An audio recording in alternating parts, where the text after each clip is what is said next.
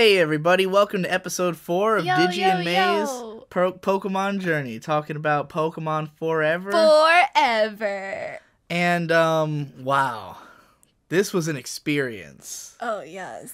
This might be the most exciting podcast yet, in a way. Cause, You think so? Because I feel like I have to exercise a demon out of me now. Yeah? Like, I feel like I need... Previously, these podcasts have been like, we watch a movie, and it's really fun watching the movie. Mm-hmm. Like, you and I, lifelong Pokemon fans. Hell yeah. Rewatching movies that we've seen dozens of times in our childhoods. And having a great time, remembering even the Entei movie, while it was disappointing... Yeah, it was nostalgic. There was like... I mean, I really wanted to like that movie. Yeah, me too. I really did. Yeah. Because it had been such a big part of my childhood. To the point I almost gave it a 6, and then you said 5, and I went, okay, yeah, you're right. Yeah. Well, I'm always right. I am being foolish and overly kind. This movie, though... it was traumatizing. We both saw this as children in theaters. Yeah, I saw it when it was in theaters. And what did you think of it when you saw it in theaters? I was really excited because it was Pokemon. Of course. I remember my sister really loving the song, the Celebi song. And I was just dumbfounded at the end, at the plot twist. Yeah. And it was something that stuck with me forever. Like, the whole entire movie, I was had just thinking forgotten it. about... I apparently blocked it out. I was just thinking about it the entire time. I'm like, how does this lead to this? Yeah. Why? Is there any foreshadowing? Is there No. any kind of tie-in? Because I knew the nothing. plot twist. I didn't. I had forgotten it. I don't know. I had forgotten it and then forgotten it again. Which is probably for the best. Yeah. Like, I read it last night, forgot it, and remembered today. Because first of all, we watched the first 20 minutes of this movie last night. Yes. And then I after the short. passed out. Like, I couldn't. Yeah, I couldn't go on. You've been up all day, and you're trying to, it's 11 o'clock. She's been up since 6 in the morning and is trying to watch the most boring movie in the world. It was really hard. You're all like, I'm sorry, baby. I'm like, there's nothing to be sorry about. Like, you are being put through a shit movie. And so we today went ahead and completed the rest of it. But in between that, I went and did research on this movie. But you didn't research the important question. Which is that kid voiced by Mokuba? Which he has to be. He has to be We're voiced just by going to Mokuba. assume. Yeah. That's that all we have to Mokuba-sounding ass go off motherfucker. of. But this movie, the reason I researched it was that it felt so weird and wrong that I thought, what changed? Yeah. So I looked into it. The weirdest part? Nothing changed. Oh. Same director did all the first 4 movies. No. Same writer. Same exact Really? team. Same music. Everyone who was on the team, I think it's the first 6 movies are all the same people. And this had to have been rushed. Yeah, so that's the only explanation left. Because the decline in quality is... It's staggering. Outstanding. And on every front. Yeah. Even the dubbing.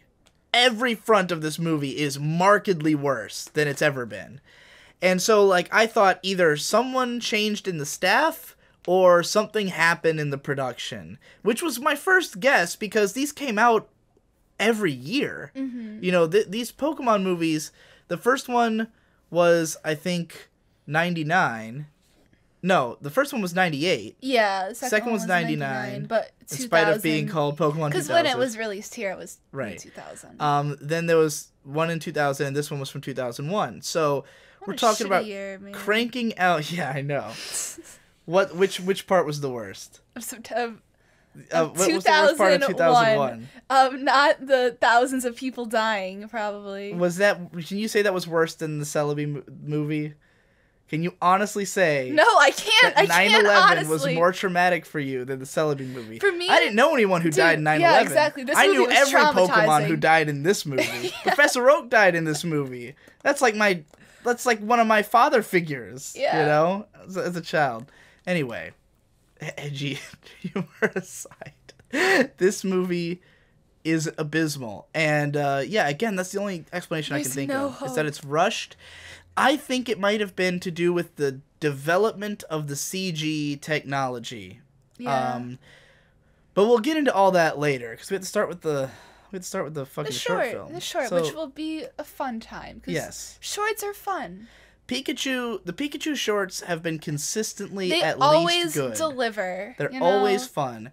And Pikachu's Peekaboo, which is this film's one. Pikachu. First of all, the most noteworthy thing about this one is the animation is fucking insane. It's so cute. I love it. Like, the animation in these has always been good. This one is, like, next level. Yeah. Like, it's Sakuga almost all the way through. It's insane. Again, it's one of those things where, like, the anatomy and, like, every single physical part of the Pokemon is... Anatomy? Yeah. My bad. I'm not a scientist. The anatomy is really well thought out on each character design, and like you can see the individual parts moving and the muscles moving, and that's fascinating, especially for like make-believe creatures. Right. So I'm really into that. I love the way Donphin moved. I thought that was the coolest. Yeah. Why is this short so much better looking than the movie? Like, who's the team that does the Pikachu shorts? Like, it can't be the same people doing the movies. No, they're totally different tone. Yeah. It's a different... Everything's different feeling. Yeah. And, I mean, those are getting cranked out once a year, too, but somehow they are just well, they're magnificent. short, and there's no CG. There was some CG in this one, I think. Maybe, but... There was, like when... I remember seeing CG water ripples. That's about it, yeah. Though. I mean, there's not a lot of plot. There's not a lot of dialogue. They don't have to do any kind of crazy screenwriting. Yeah. It's mainly just to show off like animation. So I think that's why. I feel like the timing is so good though that they really have to like hone it. Yeah. Like everything about the short film. I've been thinking about as we've been doing this podcast. I think I told you about this that I wanted to make a chart of Pokemon Kino, of like Pokemon episodes or films that are like legitimately good cinema. Because Pikachu's Vacation, I think, is a legitimate great film because it's so well constructed. Like, every image is good looking or, like, timed well. Like, everything feels very tight in that short. That wasn't really the case for the last two. There were moments of amazing animation, but it wasn't quite Kino level. No. This one, I would say the first half of this is Pokemon Kino. The second half is okay. What changed for you? What was the entire thing becomes a different movie. Yeah. Because the initial premise of this is that it's Pikachu and friends at a garden vista. Where the hell were they? Like some summer home somewhere? Some like nice cottage. Yeah. But why were they there? Was that even established? Never. I don't think it was explained. For whatever reason... I don't think it needs to be explained. Did they even have the main characters in this one show up at all? No, I don't think they did. No, I don't think so. I don't think there's a single human in this. It's just Pikachu and friends are at a random big-ass summer house. Yeah. It you could imagine happening. Yeah, and there's a ton of Pokemon there. You don't really need to set up why they're there.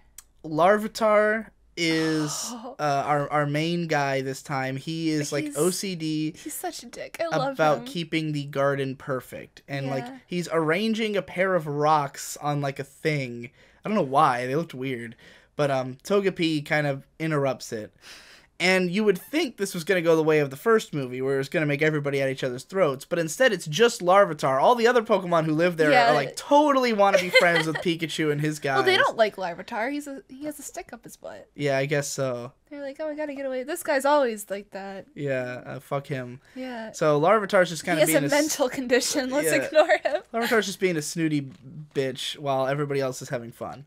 So all the Pokemon decide to play hide and seek, and the sequence here, I would say the next, like, 5-10 minutes are awesome. That's so fun. The hide and seek part is awesome. First, we see all the Pokemon hiding, which is already a super cute, fun sequence. It's a joy to watch, and it's super creative, too. It's got this song that is baffling, but I love it. Yeah. Which is, like, literally a song about how fun hide and seek is. Like, this song is like a pulse-pounding dance song about how much this dude loves hide and seek. Like a grown man singing, "Oh my god, I love this game.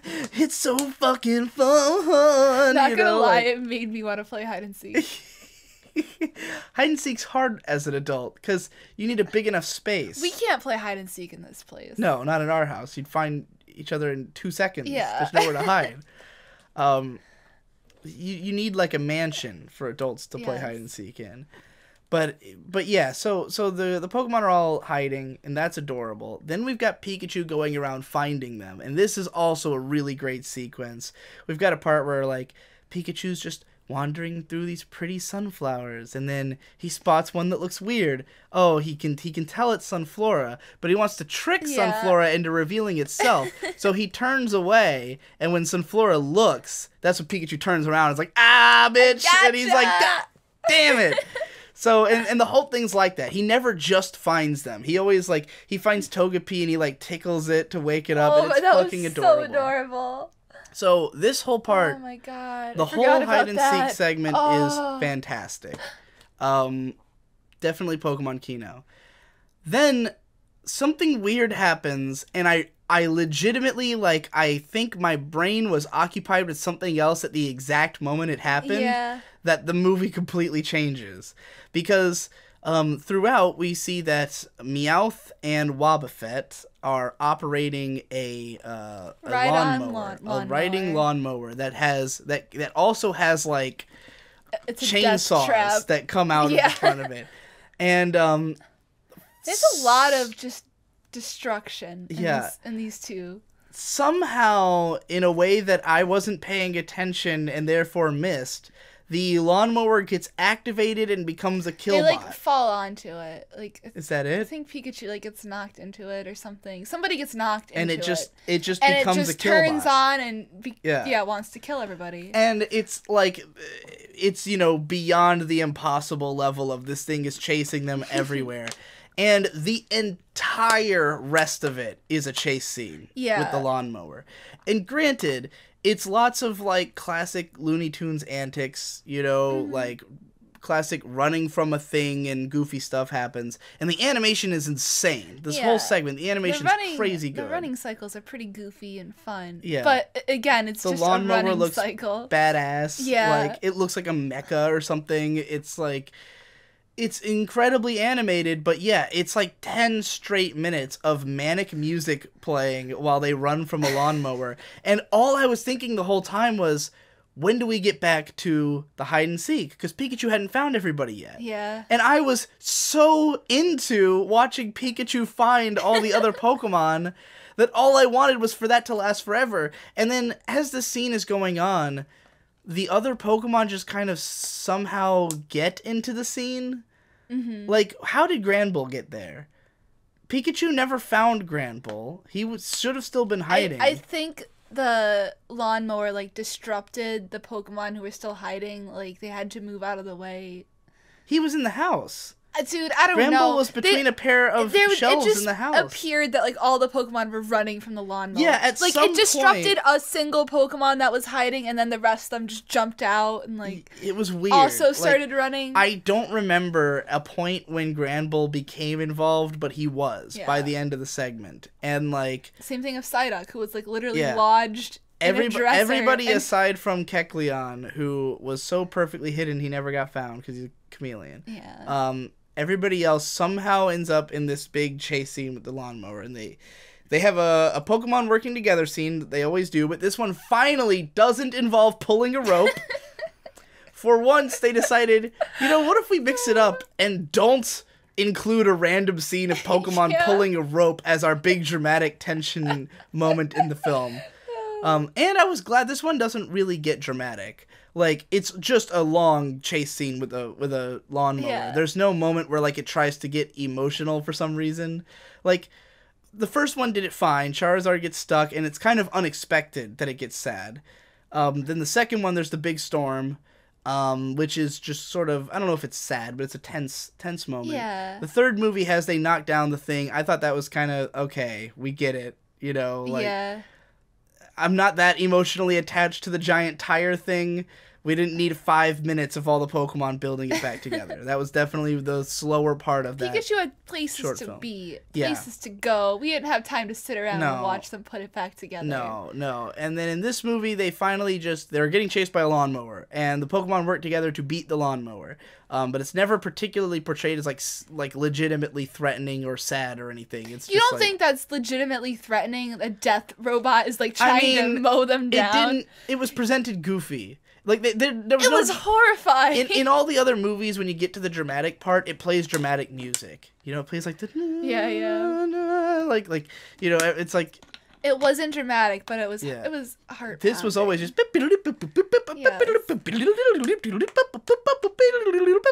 like constantly for 15 minutes. So, yeah, the Pokemon get a bunch of logs, and they create, like, a track and route the lawnmower, which was a little confusing. I thought you said the Pokemon get a bunch of logs, and I'm like, what? They do get a bunch of logs. I thought you said vlogs. Oh, vlogs. No, they get a bunch of logs. Saying that word. They get a bunch of logs, and they route it. They make a course for that. Was confusing, because I didn't know where they were putting it. I was like, what are they building to here? And then they put it in the shed. Yeah. They put it back in the shed. That's a CG moment. The shed squashes and stretches as a CG model, which is a little weird looking, but Indeed. And it's unfortunately a big indication of what a lot of the animation in the proper movie is gonna be. But then, you know, it all wraps up, and they decide to play another round. Larvitar's it because he joined in the game. He's a good boy. The scene now. where Larvitar gets selected, it was really fun. Yeah. Where just the leaf falls. The whole thing's fine. Like I don't dislike the long-ass chase scene. I just felt like it was not as fun as the Pikachu Peekaboo, which when this started, the Japanese title of this is Pikachu's Pikachu no Doki Doki Kakurenbo, which means like Pikachu's heart-pounding hide and seek. And I was like, what's heart-pounding about hide and seek? Oh, nothing. It's just that there's also another movie about them getting chased by a lawnmower death trap for 10 minutes. A sentient evil lawnmower.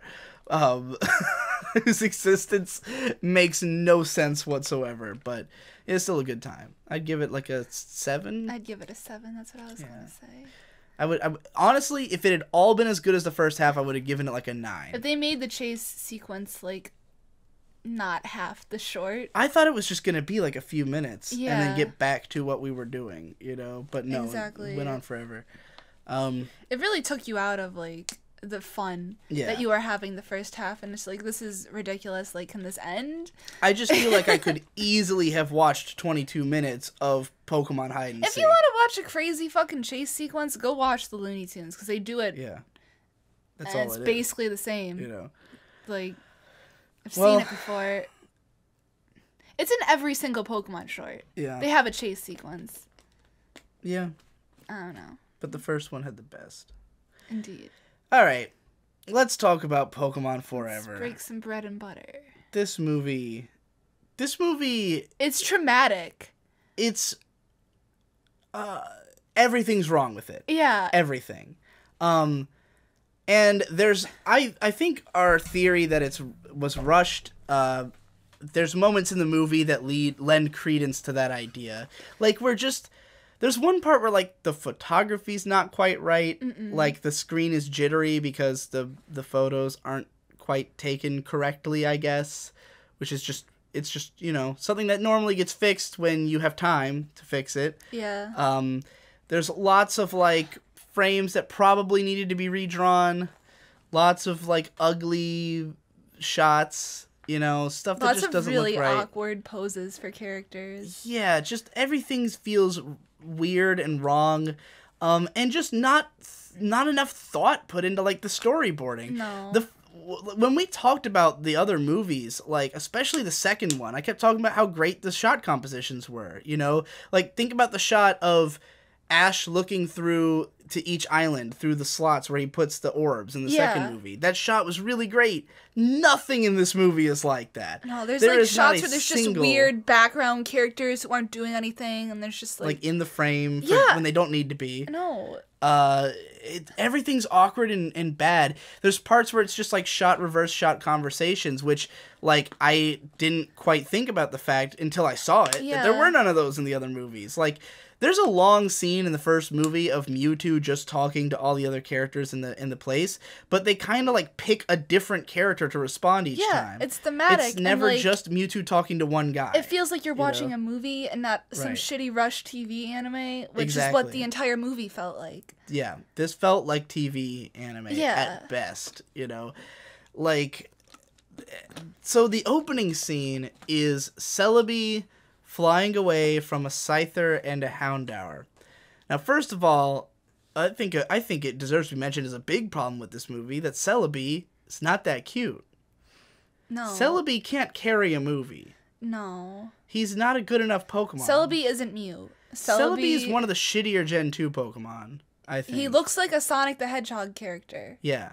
He looks like somewhere between a Chow and an actual character in Sonic the Hedgehog. Like, if it was just in Sonic the Hedgehog, I would have no questions about why it was there. It just fit right in. In this movie, it looks... I think it's because it, like, its appendages are... Like, its arms are, like, too human-y, and then the rest of it's, like, a... I don't know what the fuck it is. It's weird looking. It's the head shape and the eyes and just the way it moves. It's unsettling. Everything about it is just unsettling. You're right. It's not cute. And yeah, again, it's basically its position in this movie is kind of to act like Mew. Yeah, it's supposed to be a cute mascot that like you're supposed to have feelings insanely for. Powerful. But it's a cute little guy who's also the most powerful Pokemon. He's mysterious. He lives in the forest and he's always running away. You know, but like in Mew's case, it had this playfulness, this like inquisitiveness where it's curious. It's like, oh, what's going on over here? What's going on with you guys? Oh, you guys ain't doing nothing. And then it, like, blinks away. It's so great because it's such a simple design, but it has so much personality. Yeah. And, like, it's really a fun character. You can look at it and immediately understand why it can do the things it can do. Because it looks psychic. It's pink. It's got, like, a weird angular face and, like, that tail that, like, is kind of alien. So it looks like it should have weird powers. Embryonic. Celebi looks like a plant. It looks like some kind of onion root or something. But it can do psychic shit. And like during the movie, I had to ask, like, what the hell's his typing? But like, why can he do this? It's not clear. Like from its design, you have no idea what that shit is. I didn't know it had psychic. It could be grass. It could be flying fairy. I would have assumed just grass. I mean, fairy didn't exist at the time. But you know. But you don't know who's watching these movies now. If fairy did exist at the time, I would have assumed it was. I think it is fairy. I think it's grass. I'm not sure though. I know it's grass psychic and. In the classic. I was just like, why can it do this stuff? What the hell is the typing on this thing? You know, it doesn't look psychic. But so the opening scene is Celebi running away, and everything's in CG. And right away, we have a huge problem, which is that the CG looks shitty and cheap. It's horrible. Movie. And it's very pervasive, in spite of the fact that, like, I want to say 25% of the shots in this movie have CG in them. that's probably an underestimate. And it's always mixed. Like, it's always mixed CG and 2D, with the exception of, like, a couple moments. The opening scene is not mixed. The opening scene's, like, all CG. But, like, the textures are too simplistic, and it's noticeable. You can really tell the difference between the CG trees and the 2D trees. You can really tell when Celebi is a character model and when he's drawn. It's a little too evident. And, like, all of them have had CG so far, but they all used it way better. Yeah. You know, like, they used it mostly for, like, weird effects. It was integrated really well, and, like, it didn't stand out, like, in this movie. Like, in the second movie, you had, like, the cool, weird, like, silver rainbow at the end. You had the giant airship. Oh, yeah. Which was almost always seen by itself. You very rarely saw it on top of 2D animation, and we called it out that it looked weird the one time that, like, the characters were running down it. In this movie, or in the third movie, you had the unknowns. Yeah, the unknowns, which it was cool because it, like, led to the character of the Pokemon. Like, that they're weird. This is unusual and weird looking because that's how the character is. And they made them act creepy. Yeah. They moved creepy. It was awesome. Some familiar shit. Celebi is just a 3D model flying through a 3D environment in this one shot, even though he is not typically 3D, nor is the environment typically. It's flipping back and forth throughout the movie, which is jarring. In this scene, Celebi's just kind of, like, floating around, and it's like, it's because because it's just a model being moved through the space. Like, it's just being moved through a 3D space with no animation. It looks unfinished. Like, that scene looks like it's just in production. Right. It isn't polished at all. It looks like shit. Have you ever seen the game Rez? No. In that game, it's a really cool, weird, trippy game, but like right in front of your screen is like the 3D model of a person, like a featureless person, and it's just kind of floating there. Like it's not moving, it's not animated, it's just there. Like it'll turn back and forth, but like none of its parts move. Mm-hmm. It's just flying through these weird 3D environments, and it's supposed to look weird. Like, that game is fucking trippy and bizarre, so it's supposed to look haunting and unsettling. This is just like, why does Celebi not look like it's moving? Yeah. As it goes between all these trees, like, and I get why they did it this way. It's a lot easier to film dynamic movement through the forest if it's all a 3D environment they can just move a model through. But Celebi looks like shit. And so immediately, the first 5 minutes of the movie is like, oh no. It's like some weird chase sequence too. And yeah. The most interesting thing about the chase sequence is how terrible the CG looks. Yeah. Which is bad.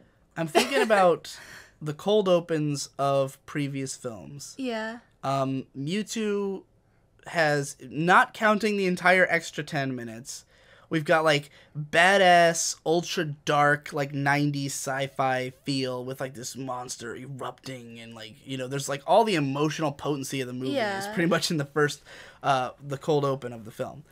Then you got the second movie, which is just a guy capturing a legendary Pokemon, but you got epic music. You've got, like, the you know, this fierce-sounding bird that's, like, like, it's fucking blood-curdling, and it's fighting this giant machine. It's cool. And in the third movie, you're in this cute little girl's room. It's like storybook adventure, and it's just a lot of emotion. And it's comfy. Yeah, we get another one with like all the emotional depth that's in the opening, in the cold open, and the unknowns are creepy, and like the scene of the guy getting teleported away is like some Lovecraftian horror shit. Yeah, you know. Then you get to this movie, and it's just some Pokemon that we don't know or care about getting chased by some cooler looking Pokemon. By some other Pokemon, and there's a guy going, I'm gonna get you, Celebi. Like, it's... And my first impression was everything about this is a low-rent version of the second movie. Mm-hmm. Like, think about the second movie was the same scene. Yeah, guy trying to catch a legendary unethically Pokemon. Catch Pokemon. Yeah, yes. But in the first movie, it's second movie, it's a gigantic, awesome steampunk airship fighting a legendary bird over an island. And there's a lot of character portrayed in that scene, too. Like, you know what this guy's about, you know how he's gonna act. Right. It's interesting to watch, and there's a lot of cool effects going on. And in this, it's like shitty effects, just some dumb redneck guy. Yeah, some hillbilly chasing a fucking Celebi. And this guy's not important. Like, the Pokemon that we're seeing they don't come up later. Like, no, this scene is... He's not even the actual villain of the movie. Oh, God. So, Celebi gets wounded. And, then we are introduced to some fuckboy kid. Now, this fuckboy kid, is Professor Oak. Yeah. Turns out, at the end of the movie. It turns out. It's kind of like they just threw it in at the end. Like, we didn't think about this at all, but it'd be cool if it was Professor Oak. No, I think this was the entire premise of the movie. Yeah. I think the whole idea was... Because, okay, so... Just to summarize the rest of the beginning part, this kid's about to go into the woods. This cute green-haired girl gives him a loaf of bread. She's really cute. I love the outfit she's wearing. Yeah, like, I really enjoy that. Yeah, she's like, hey, I'm a forest lady. You're going into the forest. There's cool shit in there. Take some bread. Loaf of bread. So he goes into the forest and he finds the injured Celebi on the run from this dude, and basically Celebi warps them through time to escape. He warps them 40 years into the future, and that's how the cold open ends. Now, the fact that this movie takes place with this 40-year gimmick has no relevance to the plot of the film. No. Except at the very end when we find out that the kid is Professor Oak.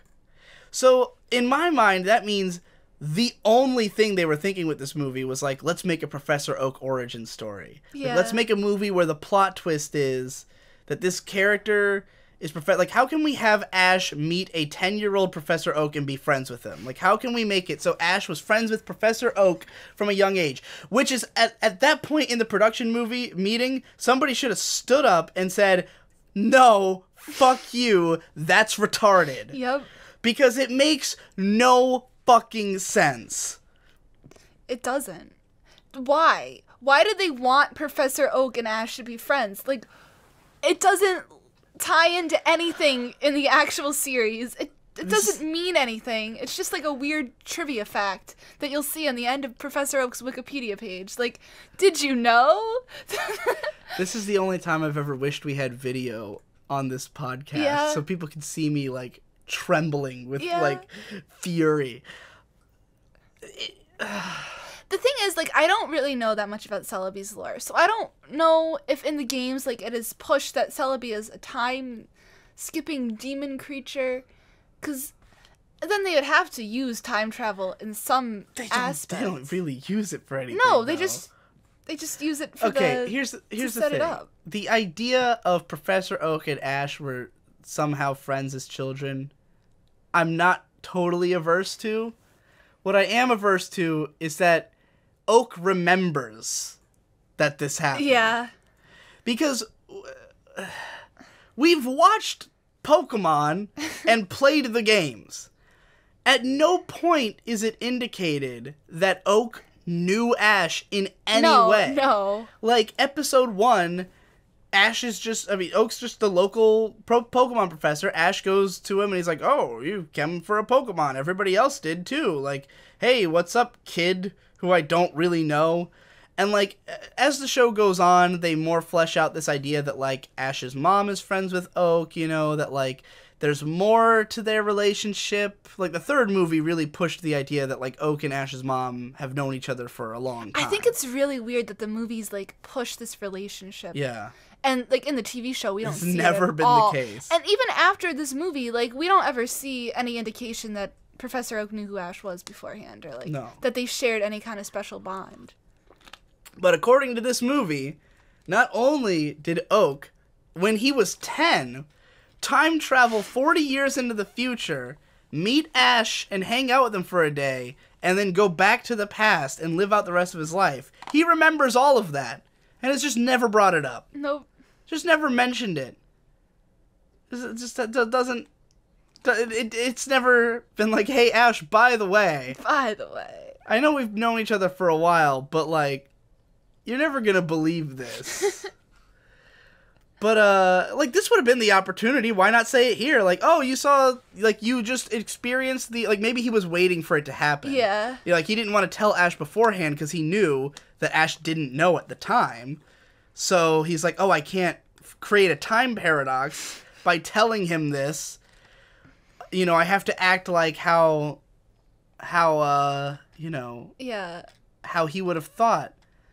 But there's nothing. Like, after so I saw weird. this movie, I couldn't look at the Pokemon, like, universe the same way, because I was always looking at it with this lens, with knowing that Professor Oak knew who Ash was all along. And it's just, it doesn't make any sense. It wasn't thought out. They broke it all. Yeah. You blew it up. It went to shit. You blew it all up, you damn dirty apes. And for what? For nothing. So people just scratch their head at the end of the movie like, what? Like, yeah. Are you sure? Am I reading into this too much? So Professor Oak is the kid, Samuel Oak. Did, like, having that plot twist add anything to the movie? Did it make the movie better for you? No. It did nothing. It just confused It was just me. weird. Yeah. It was just really fucking weird. Especially because he does not act or look anything like Professor Oak. He's this little, like, kind of fruity-looking, brown-haired kid. He's got, like these... Like, weird side pieces. Sideburn things. I don't know. I've never described something as girly sideburns, but I don't know how else to describe They're his like hair. little side fringes. Yeah. Like... He's like just this soft-hearted, like oh, I gotta protect Celebi. I mean, he has the voice of fucking Mokuba. Oh, God. His voice is terrible. His voice is really... All the voice acting is bad. Oh, my God. Him and Ash together, because they did most of the speaking, was painful. Yeah. It was too much. It's everything, like I said, everything's a downgrade in this movie. It's hard to even know where to start. Like, the first movie had some pretty corny voice acting, and not that it's ever been great, but the second and third movies felt like they tried. Yeah, they step up. Like, Step up your game. they were tolerable in the voice acting, you know? Like, yeah, it's just dub actors, but at least it's Dan Green. Yeah. You know, or whoever, the guy who played Mewtwo, who was awesome. This movie is some fuckboy as some kid, or some fuck girl, rather. Yeah. Everyone sounded like shit in this movie. Oh, remember the narrator? At the beginning of the thing, has the quality of the narration. Oh, yeah! It sounded like he was talking in a tin can. I know, okay. I've heard this happen in other stuff before. So the narrator only has like one line in this movie. Yeah, at the very beginning. They didn't bother bringing him in again.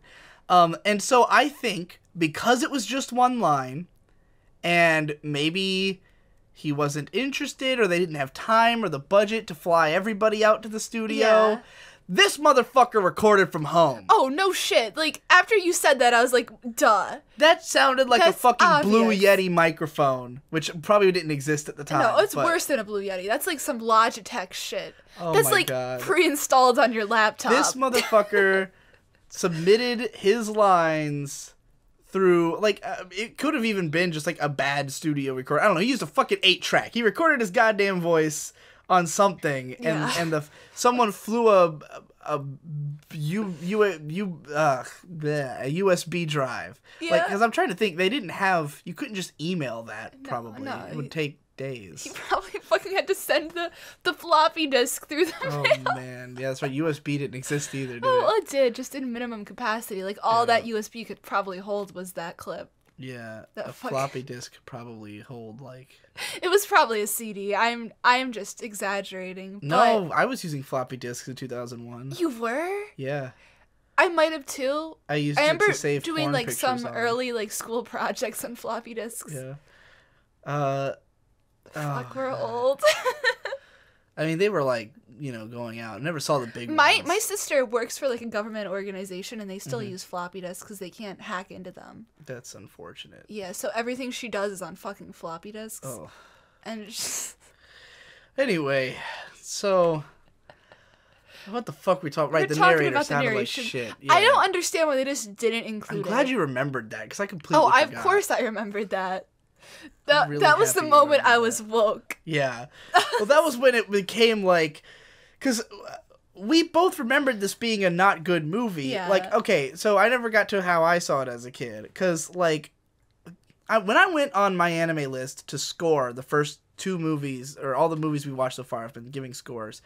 And the first 2, I had written down that I'd seen the first one 15 times, the second one 16 times, the third one 10 times. This movie, it says I've seen 3 or 4 times. I doubt that's true. No. Maybe I I remember seeing it at least twice, because I know I saw it on Cartoon Network after having seen it in theaters.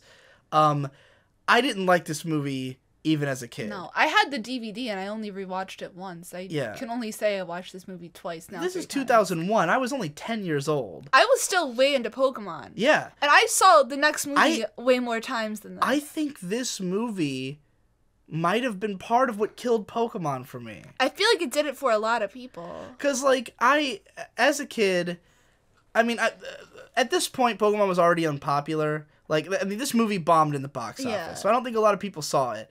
But, like, when I was a kid, I was hardcore into Pokemon for, like, a good 4 years. Yeah. Ending around the time this movie came out. And, like, I remember, I was the last guy still caring about it, because by this time I was in 5th grade, and it was totally gay to like Pokemon. Yeah. By the time I was even in 3rd grade, I was getting picked on for liking Pokemon, right? I was a closet Pokemon fan. I wore the t-shirts every day to school, so I had the cutest fucking Pokemon pajama pants and like t-shirts and shit. But I wouldn't wear that shit to school. I was very open about loving Gap. Pokemon. I wore the Kids Gap every day. That's probably where I got my Pokemon shirts, from the Kids Gap. But yeah, like, oh god. So I remember, because this is deep into Gen 2. Gen 2, the games came out in 2000, I think. So the games have been out for a while. I fell behind on the anime because Orange Island started and I didn't really keep up with it. And I, probably came on at the wrong time or something. So yeah, they changed which block it was on. So, yeah. like, it was even more difficult to watch it now. It came on at, like, 6 in the morning or some crazy shit. So I wasn't really keeping up with the anime. And, I've already beaten the game a few times. The card game was getting weird.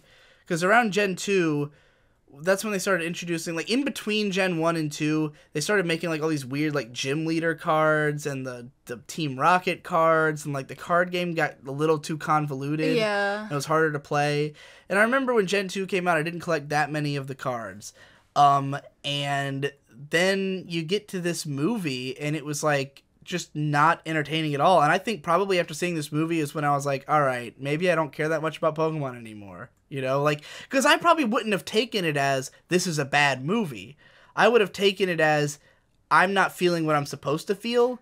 Like, this movie's clearly meant to be emotional. They clearly were trying to make a sad movie that tugs at the heartstrings. And I remember being in the theater just kind of like, I don't care that much.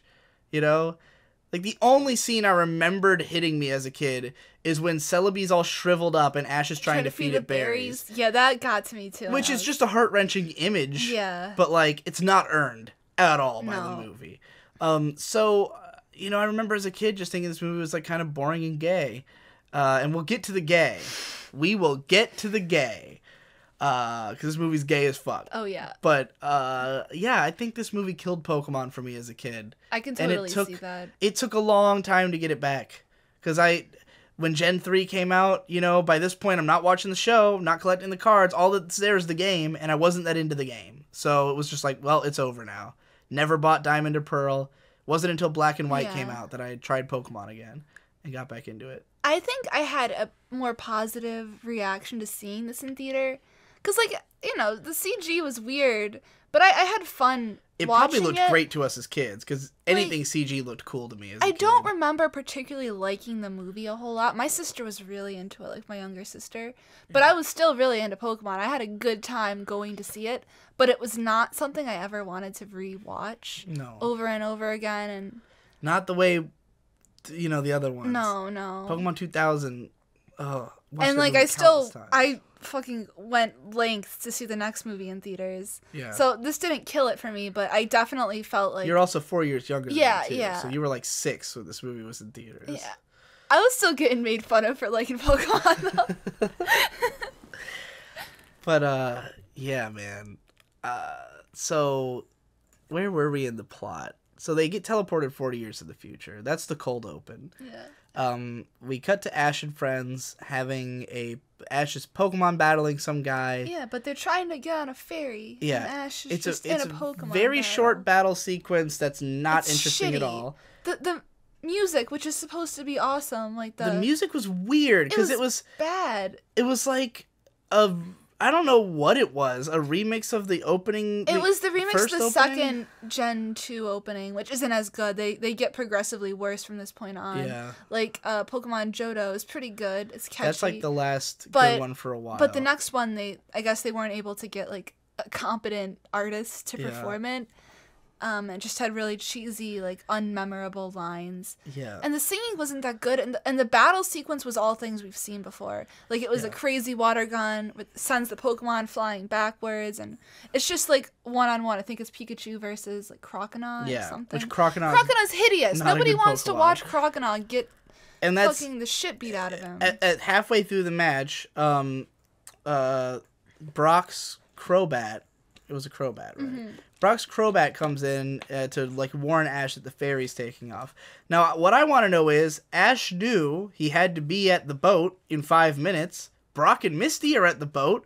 Why is Ash across town fighting some random guy? Because they gotta start the movie with a battle. Like, I could see it if they were already in a battle. Like, if they made it look like Ash was on his 6th Pokemon in a long Pokemon battle, and he gets this warning then that would make sense. Yeah. Like, he thought he had an hour, he throws in an extra fight, the fight goes on too long. No. They could have introduced the fight and had, like, a whole montage, like, skipping through time, implying that he's been fighting him all day. That would be really interesting. Yeah, and then he has to go get on this ferry.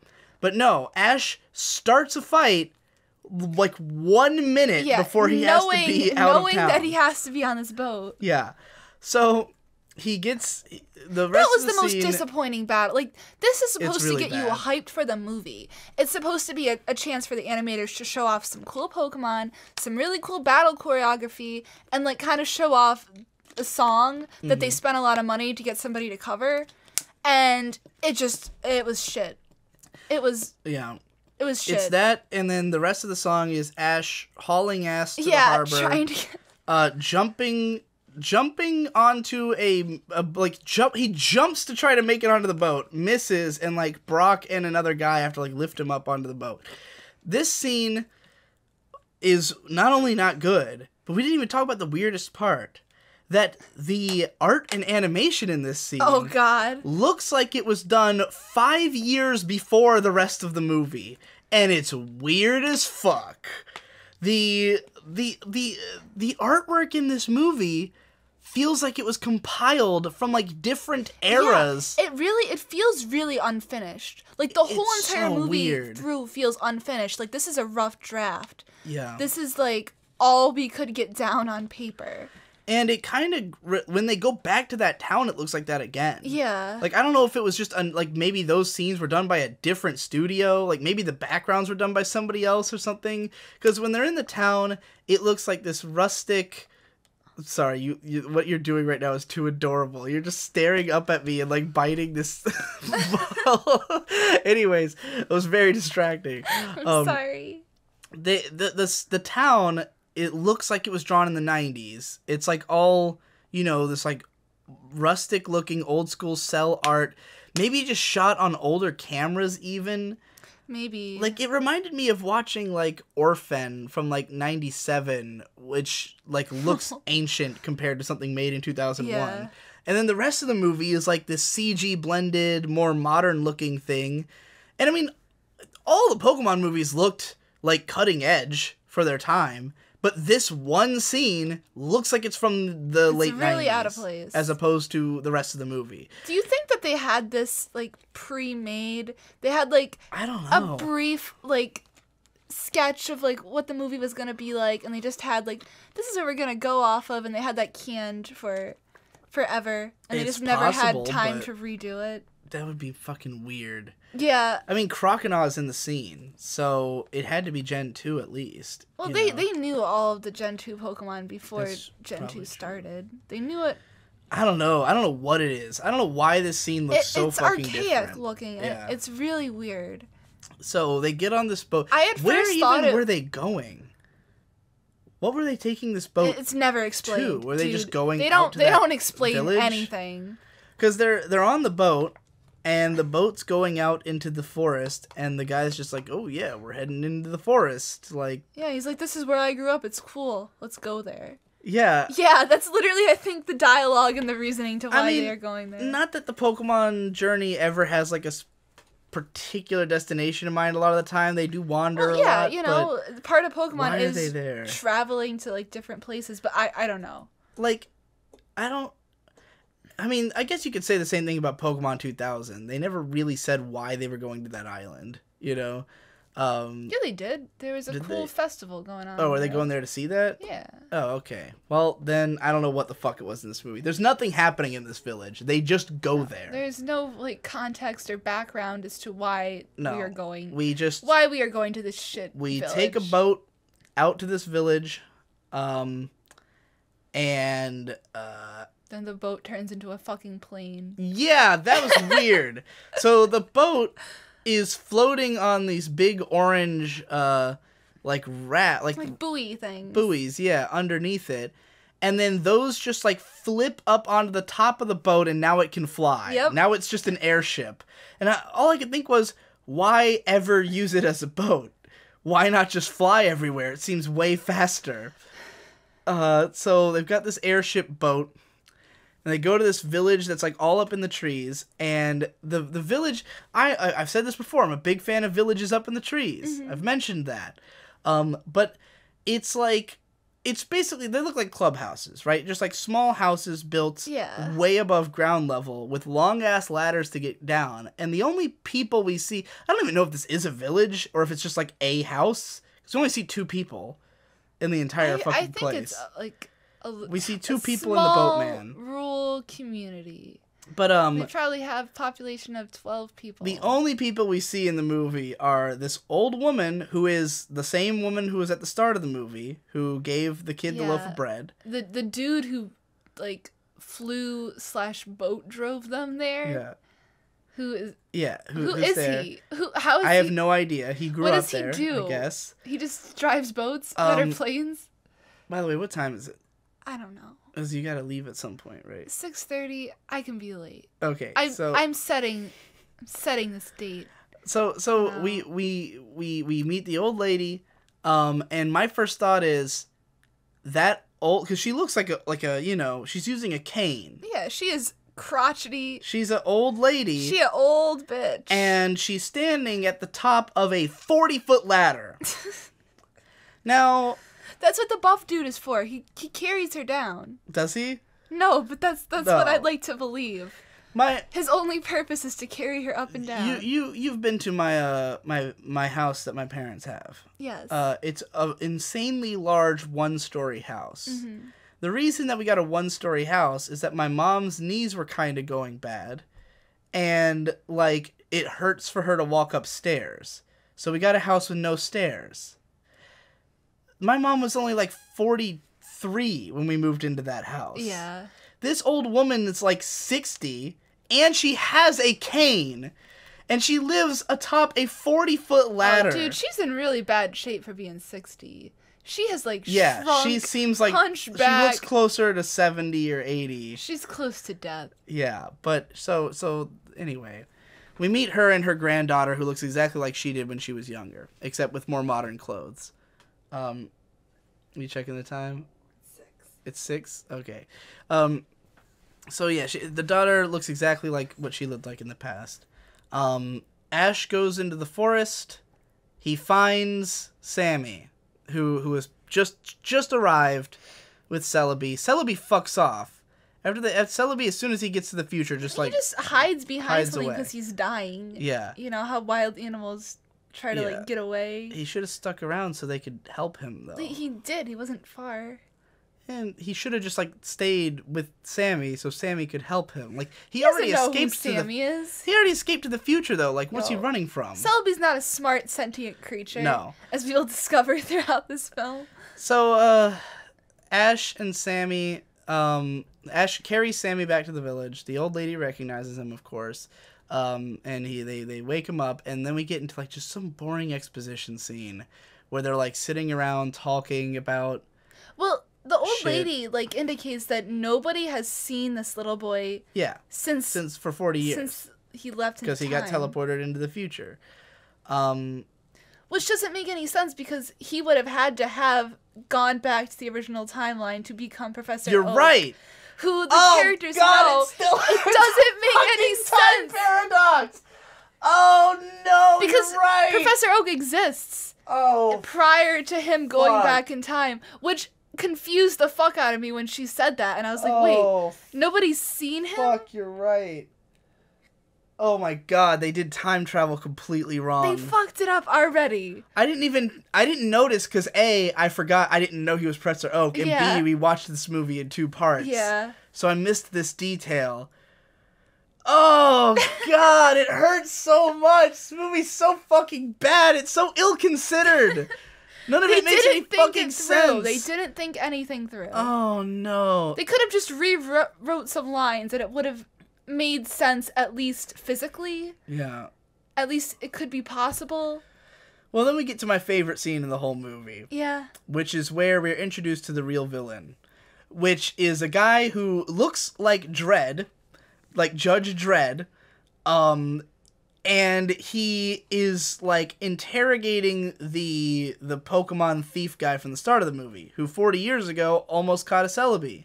And this guy wants to know about it.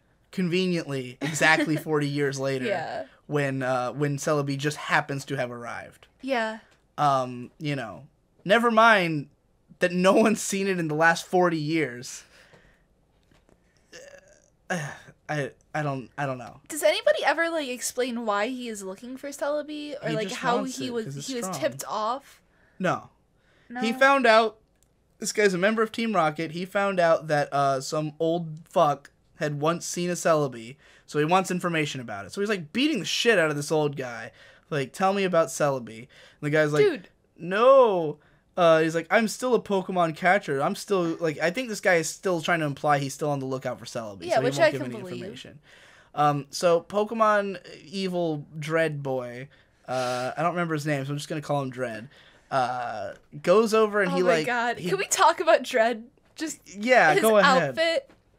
His outfit is more, like, well-drawn than any of the other characters. Yeah. And, like, they put specific detail and effort into drawing his crotch. Yeah. He's, like, wearing, like, latex pants, and you can see his bulge throughout the entire movie, and it's so detailed, and it's just really fucking weird.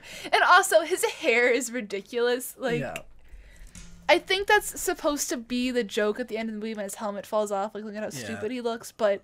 He just looks terrible. He looks like an action figure that a kid just wants to destroy. Like... Or that they drew themselves. Yeah. Yeah. I want to light fire to him. So Dread goes out to this dude. This dude's got a bunch of Pokemon just in cages outside. Yeah. I don't know why. Why He's would a you keep... Pokemon hunter. Why would you keep a Pokemon in a cage as opposed to a Pokeball? I guess they can get out of Pokeballs. I mean, if you got a Great Ball or an Ultra Ball. Yeah, I don't know. I don't but think they're that hard to catch. He's got Pokemon in these cages that are so small they can't even move. Yeah. At all. It's unhumane. And he's got a Tyranitar in there. Who's like, you know, like really afraid, timid little He's so Tyranitar. cute. He looks like such a scaredy boy, and I just want to like set him free. So just want to set him free. Dread comes over. Whatever happens to him? They never like they showed give him at him the a end. happy. They give him a happy. He was in the ending? lake at the end. Oh, he good. attacked Team Rocket. Good. I'm glad he had a happy ending. Yeah. So I loved him. Tyranitar is freed from his cage by Dread, and Dread's like, "Watch this shit," and he pulls out what he calls a Dark Ball, and he captures Tyranitar in the Dark Ball, and he explains that a Pokemon captured in a Dark Ball will become evil, and its level increases to maximum. So if you catch a Pokemon in this ball, it immediately becomes level 99 and evil. I'd like to imagine that the ball just red pills the Pokemon so hard. Yeah, it's just that they MGTOW just propaganda is all it is. Which is evil. That's the only way that could be possible. Evil, it baby. makes sense. It's evil. It's The evil. Pokemon is evil. Whatever that means. Inject you with evil. Yeah. So he releases the Tyranitar, and it's, first of all, twice the size it was before. And also evil. Evil. He's like a darker green. So he tells Tyranitar to, like, blow everything up. And Tyranitar just, like, wastes this guy's whole house. He kills that guy. The hunter guy is dead. It's kind of... Like, if this was a more serious film, it would be implied that he killed that guy. For no reason. The guy didn't give him any information after he blew up everything. He just did it to be a dick. Yeah. And we never see that guy again. The hunter guy. He just fucks off and dies. So meanwhile, there's a boring-ass exposition scene with Ash and all them. And then they go to look for Celebi. They go out into the woods. Celebi's being a timid little bitch. This is where you passed out, and we had to stop the movie. Yeah. It was boring. It's so boring. I couldn't stand... We've just described 20 minutes of this movie, which is a third of the movie. Yeah. It's only a 70-minute film. And it doesn't even feel long. It's just so insanely bad that I wanted it to end the whole time. It felt like sitting through a class. Yeah. It really... It's not that it... Like, the third movie felt long. The third movie was only like 73 minutes, and it felt eternally long because it just dragged so much. This movie doesn't drag. It just is bad. Yeah. And so you want it to be over. But yeah, so they get Celebi, they convince it, you know, we're okay. We'll take care of you. So they pick it up and they're like, yeah, let's go. So they take it to this lake. I think they run into the bad guy somewhere in the midst of this. I don't really remember the order of events anymore. They do run into the bad guy, and he's in that weird... Is that before or after they heal Celebi, though? I think it's after. Okay, so they get Celebi, and they're taking it to the Lake of Life that's in the depths of the forest. We've got, like, an okay scene of them, like, following Pokemon to the lake. That's kind of... The best parts of this movie are when it shuts the fuck up and just shows you pretty backgrounds. Yeah. Because, like, even though I think that the background art is much weaker than the third movie. The third movie had great background art. The third movie it felt had... like you were looking at a Vincent Van Gogh. Whatever. A Vincent Monet. A Vincent Monet. A... Vincent Monet, my OG. The third movie, the backgrounds were extremely detailed. And they felt like a real place. Like, I remember the first shot of that movie where it was like all the pretty flowers in front of the mansion. It was like, oh, sunflowers. That's gorgeous. This movie, the art design is good. Like, the forest is cool, but it's just not drawn as well. It doesn't look as good as the other movies it's just not as detailed. Like, sometimes there would be a hyper detailed shot and you'd be like, oh, that's cool. But then it's so inconsistent. Like, it feels like several different background studios worked on this movie, as well as several different animation studios. Yeah. Like, there's just so little cohesion between two images, even in a row, you know? But, like, so they follow all these Pokemon into the forest, and they put Celebi in the Lake of Life. I forgot to mention, when they were on the boat at the start, they saw Suicune just hanging out in the forest. Yeah. Like, they just pass by, and they see, like, a beam of light on this gorgeous Pokemon. Like, what the fuck was that? And they call Oak, and he's like, oh, it's a Suicune. And they're like, sick tits. I think he was looking at the same, like, storybook from the third movie. Yeah. It had, like, the same art style. Yeah. I thought that was a neat kind of detail. I didn't even notice. Yeah. I kind of like how all the Pokemon movies, like, have their own canon that kind of flows like a separate into chronology. each other. Which kind of, like, makes sense why Ash and Oak and the mom all have, like, a closer relationship. Yeah. Just if you look at the movies alone.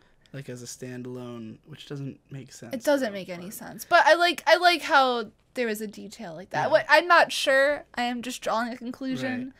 But I think it's the unknown. In any case, they saw a Suicune, and so later on, they put Celebi in the Lake of Life. Celebi comes back to life. Then we get this fucking trite scene of Celebi making Ash and Sammy fly around with it, and it felt like a huge waste of time. Yeah. Because, like, there's nothing interesting about it. No. Celebi's just happy and he flies him around for a couple minutes. And it's like, we've seen Ash fly in this way, like with an aura around him, like a Pokemon making him fly. We've seen him fly on a Lugia. We've seen him fly on all kinds of shit. He flies in all the Charizard. Movies. He always flies. But he's being made to fly around. It's not an exciting sequence. There's a bunch of random Pokemon just watching. Yeah. Through a lot of the movie. There's a lot of random Pokemon just watching what's going on who don't do anything or interact. No. They're just there. I don't know why. But, so they fly around for a little bit. It's stupid. And then they're like, I guess from this point, they spend a while just hanging out. I don't really know where they were going. They're friends. Were they heading back to the village? Or... I don't think they had any direction in mind. They were just hanging out in the forest. Yep. And this is where the movie gets really gay. Yeah. Because the way that Ash and Sammy communicate, it's like... Oh, we forgot about Misty and her leg. I don't remember what happened to her Me leg. neither. Misty hurt her leg and was riding on Brock's back. Yeah. And then her leg got fixed. They put her in the Lake of Life and Celebi fixed her leg, and neither of us could remember how she had hurt her leg. Like, I assume it happened slightly before we went to bed or something. Yeah. I don't know. I don't know, dude. But her leg was hurt, and we don't remember how it happened. So we have the scene of them hanging out, and obviously, what this movie is trying to do, and fails miserably at, is to make Ash and Sammy and Celebi good friends. Yeah. Because the entire emotional arc of this movie is dependent on the idea that these three become friends.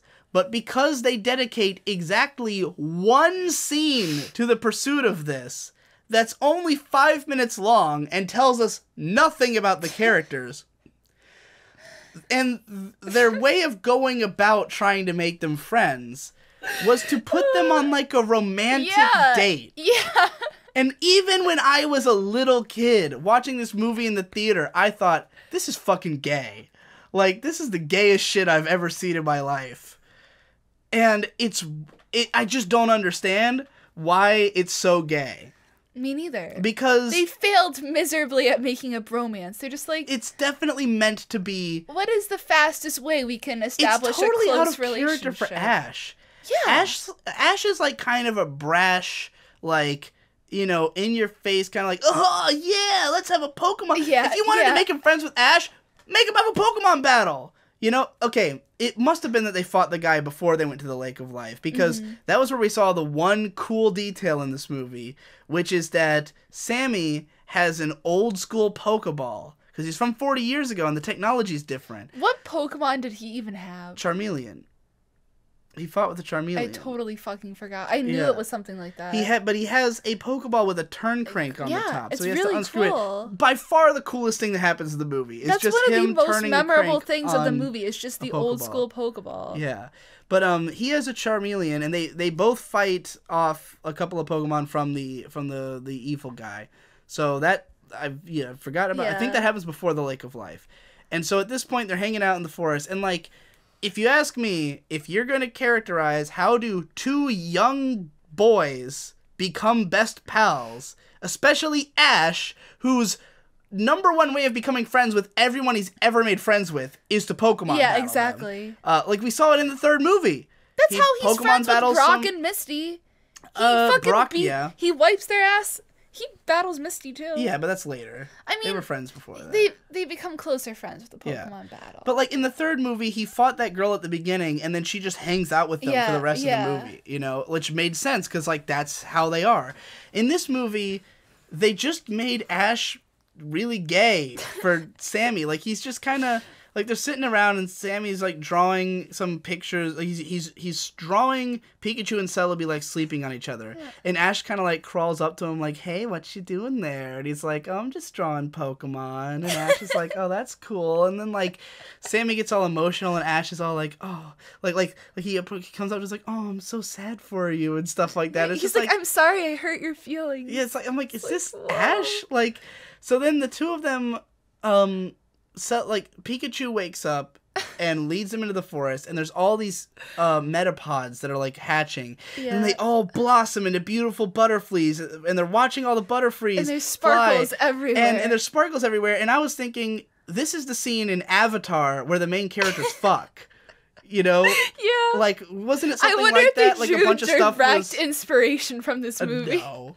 Wasn't that what was happening, though? It was like a bunch of things were hatching at the time? Something like that. It was the same color palette. It was like purples and blues.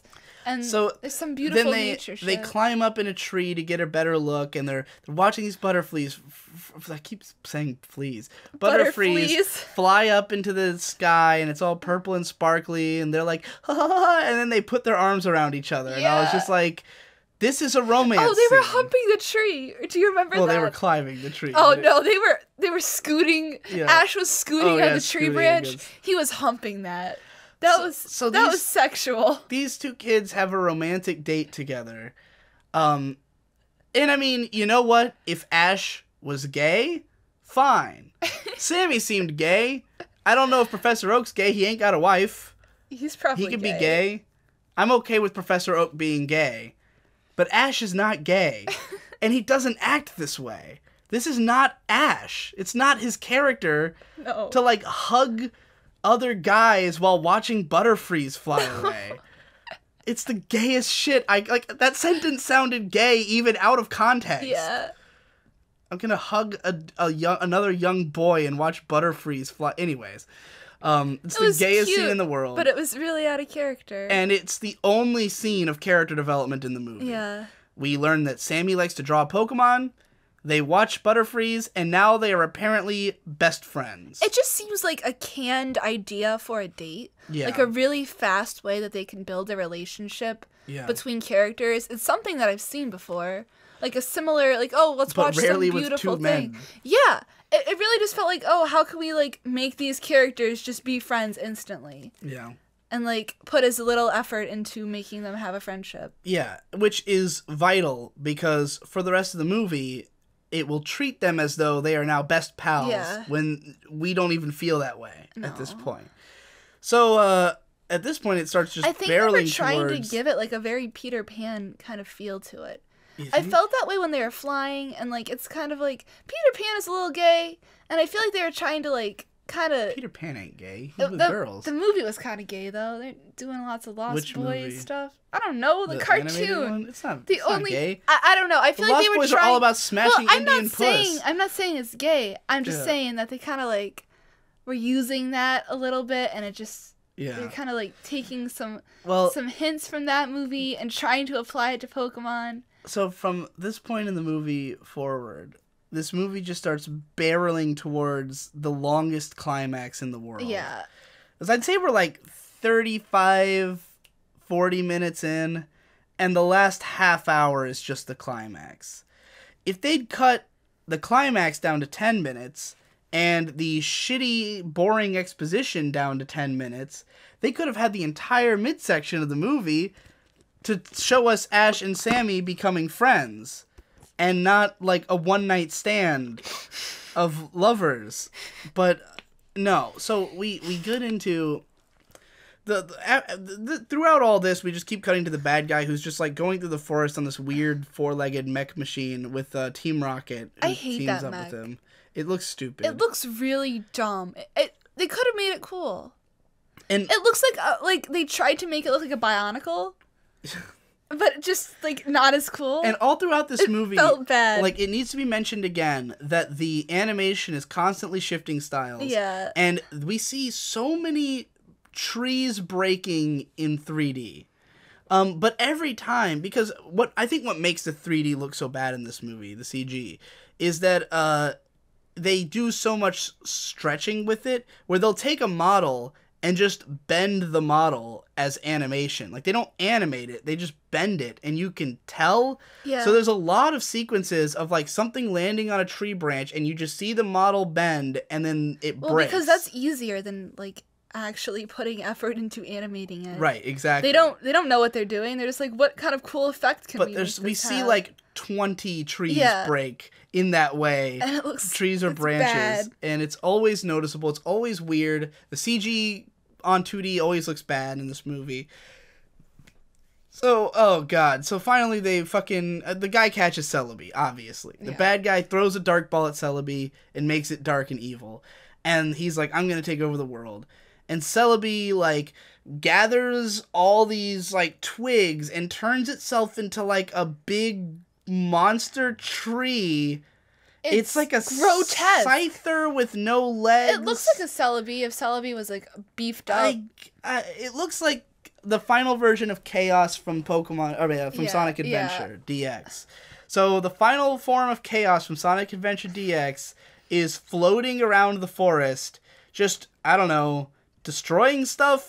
It's just floating. It's just floating through the forest, and the bad guy's standing on it going, rah, rah, rah, and Jesse's, like, tied up in vines inside of it. She's getting tentacle raped inside of it. And the only reason they chose Jesse is because it's funny to watch Jesse get tentacle raped. Yeah, well, I just think it would have looked too sexual if they let anybody else in there.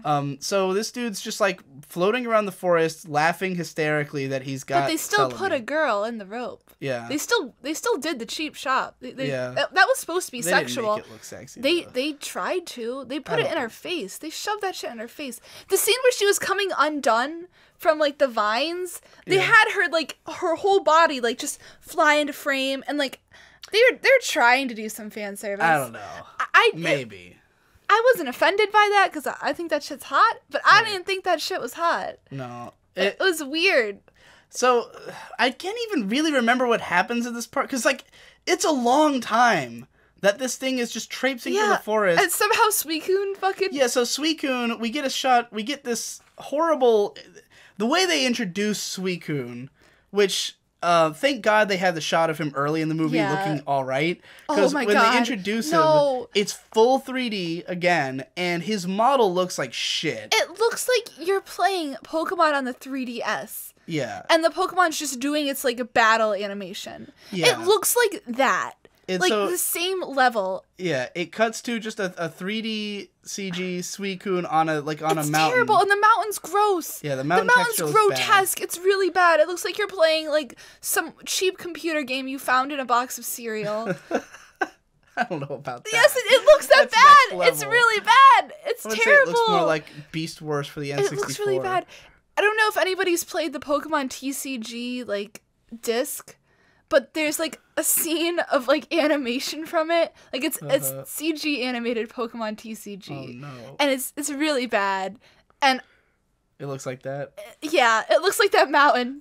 It looks like that mountain, baby. Well, Suicune comes down from the mountain to assist, and it's just, like, a bunch of nonsense. Like, it's 15 minutes of trying to stop Celebi ineffectually. I can't even remember the details. This is the point in the movie where, like, every line we were just mocking. Yeah. Like, we were just going, like, I'm Celebi. Like, you know, like, I couldn't even think watching this. Like, my brain was dying. I liked when Suicune just popped out for, like, the first time there, and the buff dude, who I don't know why he's there, is just like, Suicune! Oh, yeah. And it's just like, yep. Yeah, everyone's there at this point in the movie for some reason. Who knows why? So they don't do anything. Long story short, they beat Celebi. I don't remember how. How'd they beat him? Just because Sammy touches Celebi's face. And he's like, right. The power of friendship Ash and Sammy crawl. They get to the inside of this big monster, and they look at Celebi, and they're reminding it of all the fun times they spent together. They're like, we're friends, remember? And it's literally giving us flashbacks to earlier in the movie when Celebi, like, I don't know, touched Ash's hat. Like, because there's nothing to go on. Yeah, they didn't actually go to a this. flashback to an emotional scene, play with Ash's hat. Yeah, like that's their go-to. They haven't done anything together for them to be best friends over. So they flash back to these stupid scenes, and then it's so bad. Celebi's like, "Oh shit, I'm not evil anymore." So he dispels the whole thing, and falls into the lake. And then they've got Celebi, and Celebi shrivels up, and he looks like he's dying. And it's a really sad scene. Specifically because they have done way too good a job of making Celebi look dead, and it's horrifying. Yeah. Like, I remember as a kid being really emotionally upset by this scene because it's a Pokemon that looks like it's dying legitimately. You know? It looks too real. Usually a Pokemon's just banged up a little. Yeah. This one's like all shriveled and gross. It's too and like real. It's Ash gross. is trying to put berries in its mouth, but they won't go in, and they're dropping into the water, and it's just like, oh, this is fucked. So everybody starts crying over Celebi for like a minute and a half. It's just a bunch of crying. The crying sounds are the worst. And like listening to Mokuba and Ash like sniffle is really it's painful. And I couldn't remember how Celebi gets healed. You don't? I didn't remember until watching it just now. Yeah. So they hear the voice of the forest. And then about 12 apostles, 12 angel Celebis, descend from the sun and lift up this Celebi and heal him and fly away. That's all she wrote. None of this was foreshadowed at all. No. I don't think. Maybe it was in that boring-ass exposition scene and we weren't paying enough attention. I don't think so. I don't even think so. I think it just, like, happened. Literally, like, 20 Celebis just fly down from the sun, grab Celebi and heal him, and fly away. And everyone's like, sick. We got Celebi back. And then, because the movie can't end, the bad guy springs up out of the lake and tries to grab Celebi again. They promptly roast his ass. And then there's a whole scene of the villagers, like, capturing him. They're like, dumb shit, we got you. And it's I like, wish that he would have just fell. And then we could have just... Like, it ended at him falling through the trees. Yeah. So you can just be like, oh, he's dead. And the movie's over. Thank God. So then Celebi takes Sammy back through time. And And they go back to the village. Everything's cleared up. Yeah, everything's all good. They're telling Professor Oak about it on the TV thing, and Professor Oak's like, "Oh, I'm sure Sammy will remember you." And then afterwards, they realize, wait, how did he know that his name was Sammy? We never told him that. And then Professor Oak's looking through his old sketchbook, and he's like, "Ah, yes, I still remember all those old times with the Pokemons." And we were like, what in the actual fuck? Yeah. As we've already explained throughout this podcast, we kind of front-loaded it with the big twist. That's okay. I'm assuming these people have seen so Pokemon bad, forever. I didn't remember this. You blocked it out, which is it's for the best. And when I was researching the movie last night, trying to figure out what the hell happened, I mean, I didn't find any information about why the movie's so bad, but it definitely is a generally accepted idea that this movie's bad. Yeah. Like, I saw one review on Mal who said it was probably the worst Pokemon movie. I don't know if this is worse than Jirachi Wishmaker. I don't think so. Because that movie's really bad too, and I'm looking forward to trying to compare them. But the thing is, because I remember Jirachi Wishmaker being boring and looking cheap. Those are my two biggest complaints. But this movie is a train wreck. Like, it's not that it looks as bad or is as boring as Jirachi, but, like, everything in it's wrong. It's just so badly directed and nothing matters. I don't care about any of the stuff happening. It's just, like, white noise. Like, there's maybe, like, 10 images in the whole movie where you go, oh, that was kind of cool. Like him opening the Pokeball, that's kind of cool. Yeah. A couple of times you'll see, like, a sweeping vista, two trees falling on top of each other, and you're like, oh, that's cool. Yeah. How come some parts of the forest have, like, the gigantic, insane fantasy trees, but then most of it's just a forest? But it's, like, random when you'll see... Because there's no coherency to this movie at all? No. They just had had some cool pictures of trees and like let's make the movie here. Let's make some more. I feel like there's probably more that we're missing out on, but it's hard to remember. I feel like they made this movie with two groups of people who had no communication with each other whatsoever. So they weren't able to My theory is they were making a movie every year. Obviously the first three were all fairly big, expensive productions. And with this one, they wanted to go a step further and integrate CG into it in a bigger way. Yeah. They were like, let's make that took CG. Up all their time. And then, like, developing the technology to the point where they could make trees. It was like, oh shit, all we've got time to make is trees. Because that's like what 80% of all the CG is in the movie, is trees. And this one sequence of Celebi piloting a Celebi mech made of trees.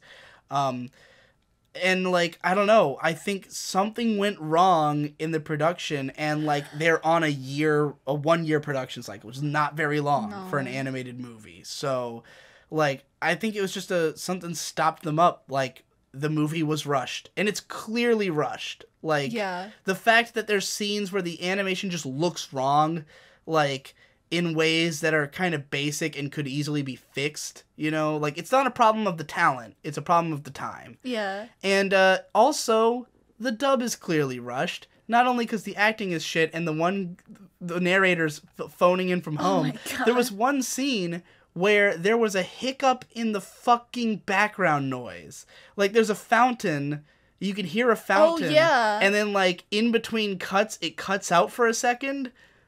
Man, they fucked up. Oh, they did. Everyone fucked up. I really want to know if there's commentary on the DVD.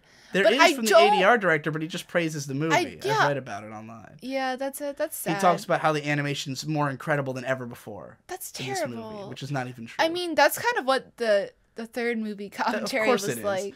It's a fucking it's a dub director on a Pokemon film. I mean, released by 4 kids. I'm He's really just gonna into talk commentary, up the movie, and if this movie didn't suck so bad, I'd totally be down to watch it. But I would not sit through this movie again for the commentary. I'm only interested in commentaries when I feel like they will be honest about it. Like, you watch the Rick and Morty commentaries, and they'll be like, "Oh, they know what they're episode. fucking doing. They actually made it. Yeah. Like, instead of some guy who's just putting shitty." Oh, I can't stand watching, like, dub actors commentary. It's like, you don't know anything about this. No. You just came in and read lines. Yeah. Unless you're the woman who played Asuka in Ava, who's, like, the biggest Asuka fan in the fucking world. Anyway, let's talk about the credits in the song. Oh God, the credit song.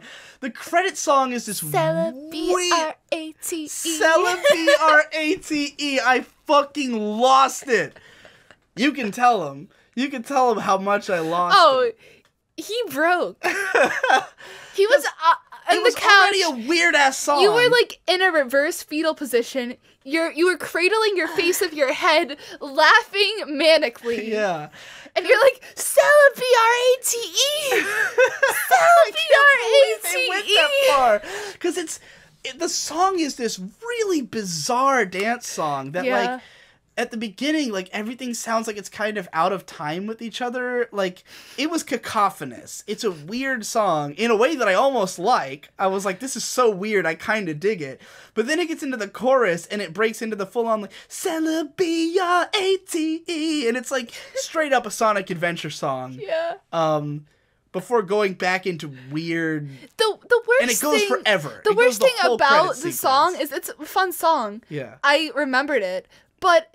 They made the song as long as the credits on purpose because they didn't have any other songs to put in the credits. That the song did not need to be that long. They just kept keep adding in weird parts to it. I don't understand why they just didn't play like OST music. But then I remembered there is no good OST music in the fucking movie. Really disappointing soundtrack compared to the first three, which all had a great soundtrack. The most interesting and the only song I remember was just a rehash of like the video game music. Yeah, they played the battle music from the game. That's it. There's a part in the song where the guy literally, like, the song like stops and the guy's like, "Oh wait, the song's not over yet." Like, it went on for ages. Cringe. And didn't fit. Cringe. It was like a really high energy dance song, and the ending sequence is just people walking through. Like, every Pokemon movie has the same ending video, which is just the characters like walking through stills and then maybe like showing what happened with a couple of them. But this one was like set to energetic dance music that didn't fit at all. No.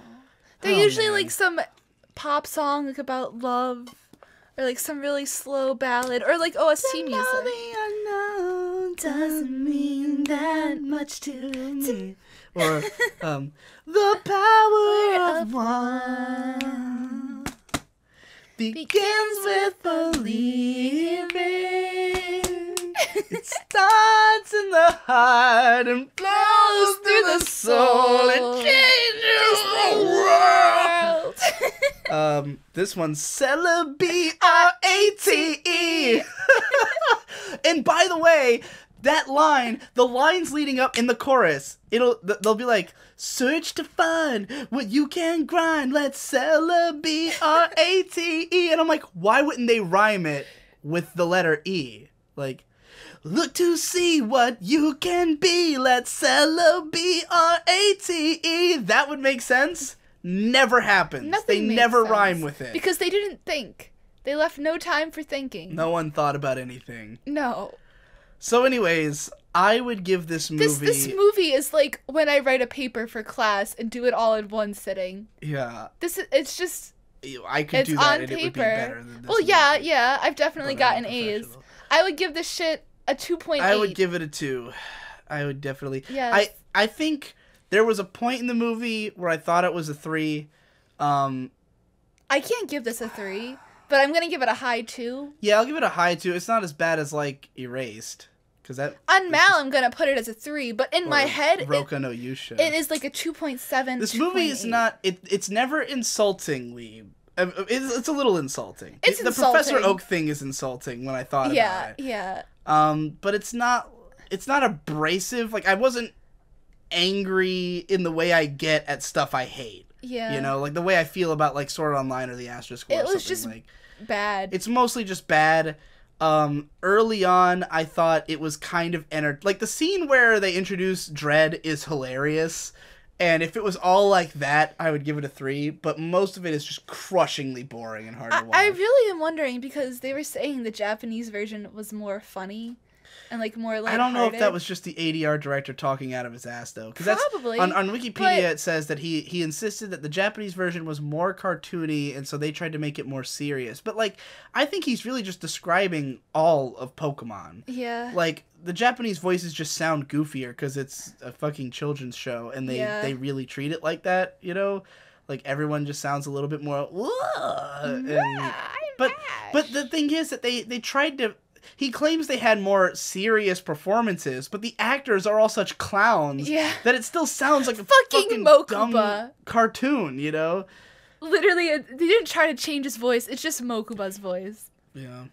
And I read the really harsh review I read on Mal said he watched it in both Japanese and English, and it was equally bad. I don't discount that. Yeah. Like, I was just wondering if there's any like chance saving grace that the Japanese version will bring out. But again, most of my problems were not with it being dubbed or like the dialogue. It was just with it being complete shit. Well, the next movie is Pokemon the fifth one, Heroes. Pokemon Heroes. I've never seen it before. I've seen Pokemon Heroes a bunch of times. It has there's some sadness in it. Yeah. I like Pokemon Heroes. I've known multiple I hope people, I don't hate it after watching it. I've heard from multiple people this was their favorite one, but I don't know if any of them have watched it as an adult. So, yeah. You know? It's definitely like a quality movie. Like, it'll be good between... Anything's better than that thing. Yep, it'll be good between this and Jirachi. Yeah, which are probably the two worst. Like, I've seen a bunch of the post-Jirachi movies, at least in part, and they're all real movies. Yeah. At the very least. Jirachi is not a real movie, but we'll get to that when we get to it. I think that's number 6. Yeah. Anyway, thanks for listening, guys. New phone. Yep, you gotta go get a new phone. So, see you later. Peace.